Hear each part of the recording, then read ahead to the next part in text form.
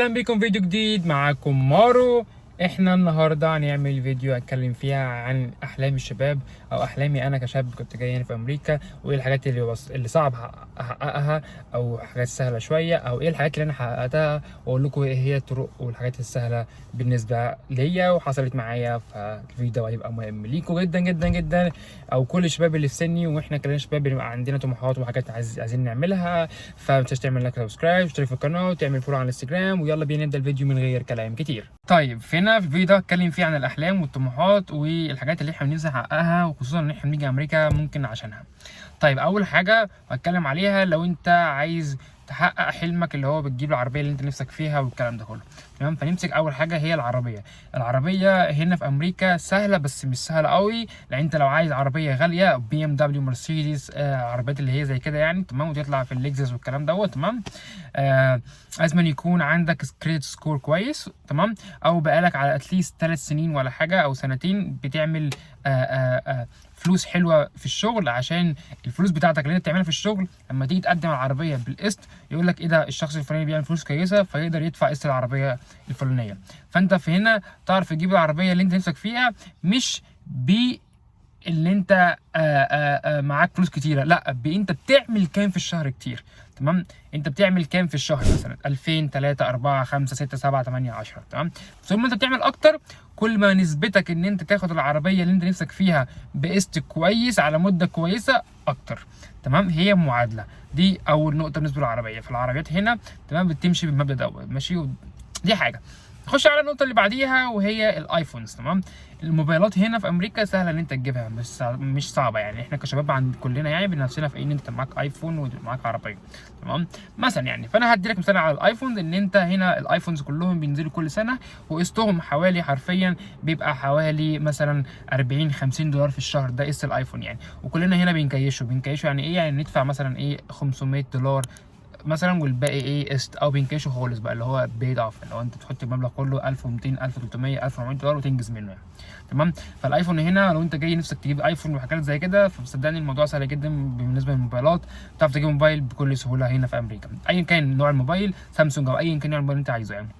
نخش على الخطوه اللي بعديها. لو انت واحد بتاع جيمنج وبتاع كمبيوترات وكده، فانا جبت الكمبيوتر بتاعي بحوالي 4800 دولار او اولموست 5000 دولار. قعدت عملت عليه فيديو سيت اب كامل جيمنج، فول جيمنج، وكان كور اي 9 جيل 9 وحاجات كلها رازر وجيمنجز وكده. لو انت تفهم في الكلام ده فتعرف انا بتكلم على ايه، تمام. وعارفين الكمبيوتر كلفني 4800 دولار، وكمان ما دفعتهمش كاش، فتحت الكريدت كارد معاهم، ومن الكريدت كارد رحت بدات ايه، دفعت نص كاش وقسطته وخلصت منه. طبعا الكلام ده كان حوالي من 5 سنين وخلصت منه. فجبت الكمبيوتر بتاعي كشاب تاني. فدي كلها طموحات. لسه هقول لك على حاجات تانيه، بس انا عايز اقول بس ان دي طموحات كلها كشباب بنبقى عايزين نعملها. انا اجيب موبايل، اجيب ايفون، اجيب قصدي عربيه، اجيب لابتوب، اجيب.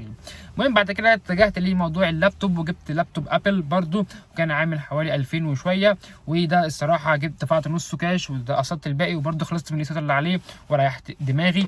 وبرضو ده عايز اقول عليه ان الابلز كلها اللي هنا عندنا مش بتبقى غاليه يعني، وممكن تقسط في نظام التقسيط، والموضوع بيبقى سهل. الحاجه اللي بعديها وهي الكاميرا اللي بتاعت الفلوجنج اللي انا جبتها برضو، ودي من الحاجات اللي احنا بنبقى عايزين نجيبها او كلنا بيبقى دي طموحاتنا. الكاميرا اللي انا جبتها حتى عملت عليها فيديو، كانت عامله 3800 دولار. رحت جبتها في بيست باي عباره عن مكان بنجيب منه الكاميرات والالكترونيات كلها يعني، والموبايلات واللابتوبز وكده. فجبت منه الكاميرا بكل حاجاتها. كانت سوني اي ثينك 7 اور 3، مش فاكر اسمها، كان من سنتين ولا حاجه. المهم الكاميرا كانت عامله 3800 دولار. جبتها برضو بالكريدت كارد بتاع بيست باي. المهم تفتح كريدت كارد مع بيست باي بيبقى ب 2000 دولار على حسب الليميت يعني. انت بيجي لك ابروف على ايه، زي ما قلت لك، على حسب المبلغ اللي انت بتعمله في الشهر، على حسب الابروف بتاعك. فانت الابروف بتاعي جه ان انا اعمل كريدت كارد ب 2000 دولار ساعتها، تمام. خدت الكريدت كارد ب 2000 دولار ودفعت الباقي كاش، وقسطت ال 2000 دولار دول برضو، خلصت القسط اللي عليا الحمد لله. فدول الكام حاجات اللي انا جبتهم اول ما جيت هنا، وكان نفسي اجيبهم، وصراحه ما لقيتش عائق فيهم قوي غير العربيه بسيط، عشان كنت لسه جاي امريكا جديد. بس الحمد لله جبت المرسيدس اللي انا عايزها، وحققت حاجه من الاحلام اللي انا بحب اعجزها. بس عايزك بقى تقف في نقطه معينه، دي ما تعتبرش احلام لو انت عايز تكلمني انا كشخص. يعني انا كعمر ما كنتش بص ان كل دي احلام، ودلوقتي حتى الان مش بص ان دي احلام، بقول الحمد لله على النعمه. بس انا شايف ان انا احلامي ان انا ابقى عندي بيزنس، احلامي ان انا ابقى ناجح في حياتي واتخرج من الجامعه واعمل حاجات كتير جدا جدا.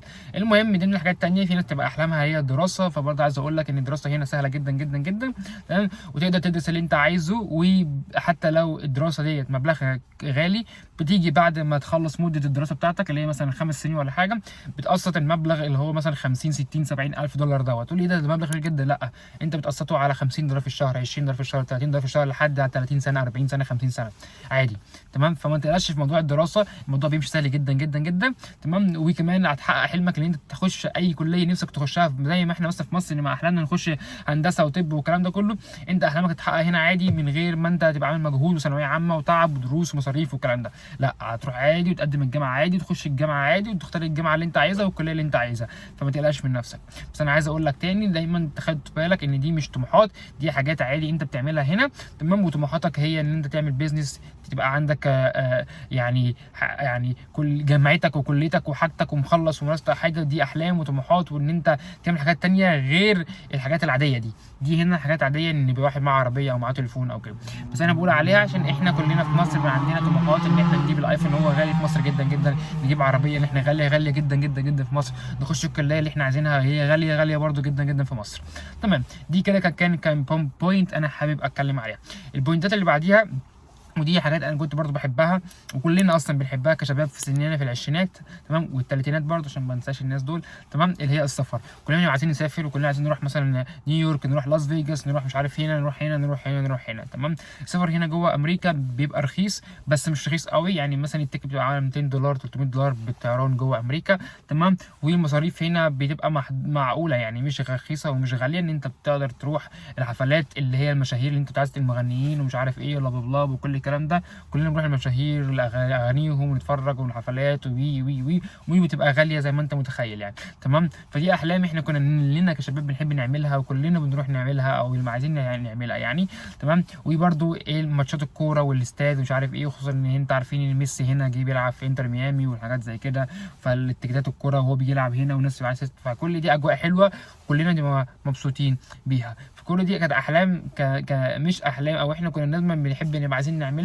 فالحمد لله يعني بتعرف تقدر تعملها هنا في امريكا، لو انت كشاب جاي في امريكا تقدر تعملها. الموضوع مش صعب زي ما تتخيل، بس كله عايز مجهود منك. ليه؟ عشان انت لازم تدمج بين حاجتين، دراستك وشغلك، تمام.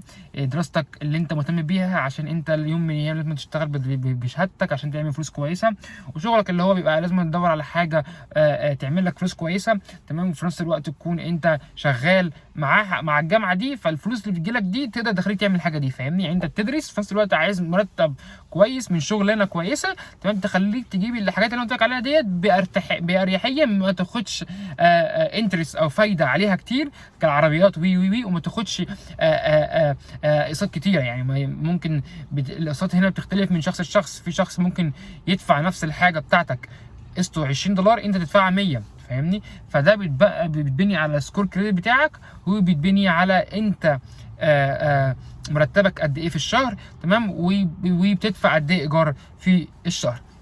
انا كواحد اهو بتقولي طب انت ايه بعد ما عملت كل ده، انت ايه طموحاتك يا عمر في الفتره الجايه؟ انا طموحاتي ان انا ان شاء الله يعني على جوازا قريبا، تمام. ومش جوازا بس قريبا، انا كانت دي مش طموحاتي، انا بقول لك دي خطواتي ايه، ان انا عايز افتح بيزنس ليا، تمام.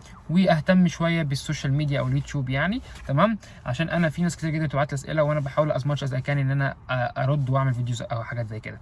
فانا زي ما قلت لكم ان انا الفيديوز بتاعه الانترفيوز اللي انا كنت عايز اعملها برده هتاخر شويه، عشان انا عايز انزلهم كلهم ورا بعض، تمام. ودي فيديوز هتعجبكم جدا جدا جدا، تمام. المهم، فانا دي طموحاتي الفتره الجايه، ان انا اخلص جامعتي خلاص ان شاء الله السنه الجايه، تمام. وكمان عايز اتجوز، وكمان عايز اجيب بيتي، ودي برده من الحاجات اللي صعبه جدا ان انت تجيب بيت في امريكا، الاقساط عاليه، المورجج عالي، مش عارف ايه بي بس عادي ان شاء الله كله ربنا بيكرم طول ما انت حاطط في دماغك ان انت نيتك خير، وبالذات في امريكا، عشان انت لما بتيجي امريكا بتبقى كل المعاصي وكل الرذيله حرفيا في الشارع وكده، فانت تحكمت في نفسك في شرب الحاجات ديت والبنات والنايت كلابس والكلام ده، وظبطت حياتك وبعدت عن حاجات كتير جدا في امريكا غلط، تمام، حرفيا هتحصد كل حاجه.